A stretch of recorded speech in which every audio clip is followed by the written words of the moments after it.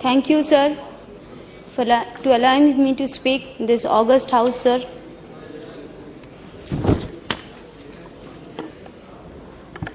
And I thank my Honorable Chief Minister, Ms. Mamata Banerjee, and people of Bengal who have voted and sent 34 MPs from Bengal. I thank them also. I like to raise on Railway Amendment Bill. The bill adds a new section 124B to the Railway Act 1989 to empower the railways to deny compensation claims if it feels that the victim falls down from the train due to his own fault.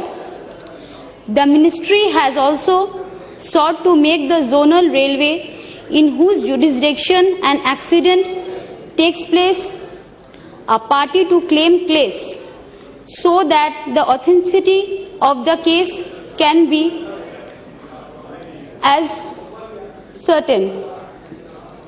Now, sir, I would like to say... Please continue. Please. You people are senior, I am the junior most. Please silence. Please continue. Accidental death due to falling from trains is not only due to the negligence of passenger. I think so, sir.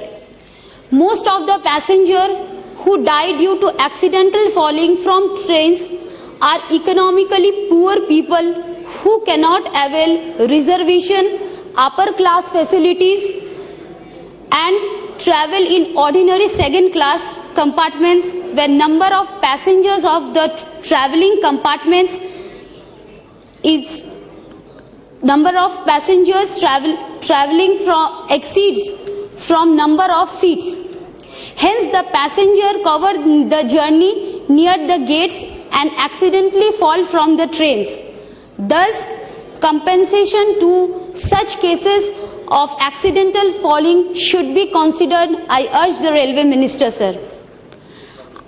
It would be practically impossible to prove that accidental falling is due to negligence of the passenger and not the railway. Hence, I propose that the case should be considered sympathetically, and we propose amendment should be included this part of the compensation process. The proposed amendment should include the time frame during which the claims of compensation should be settled by railways.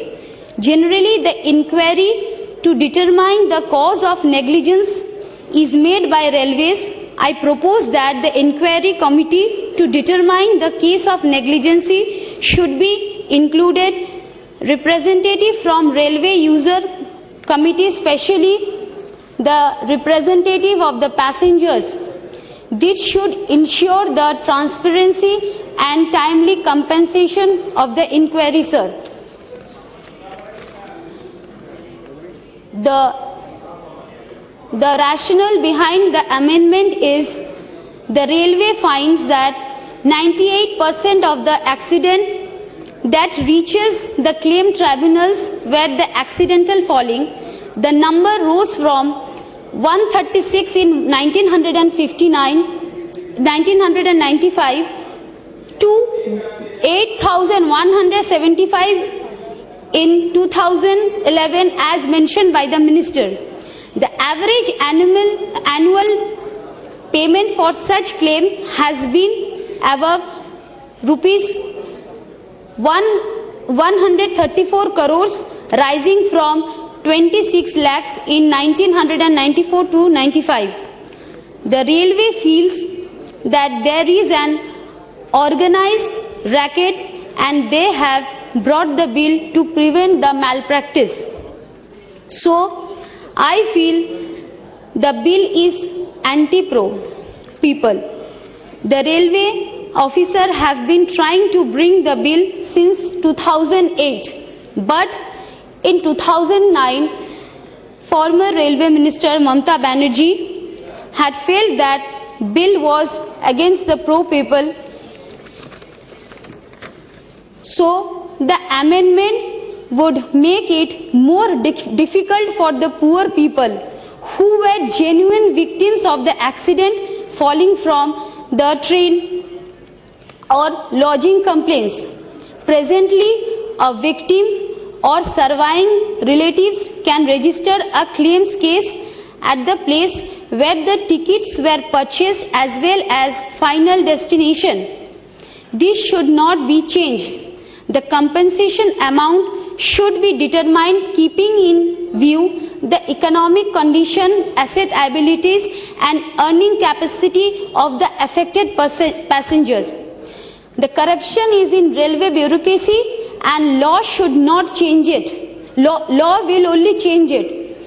Railway should ensure that all those poor people suffering from railway accidents and compensation adequately.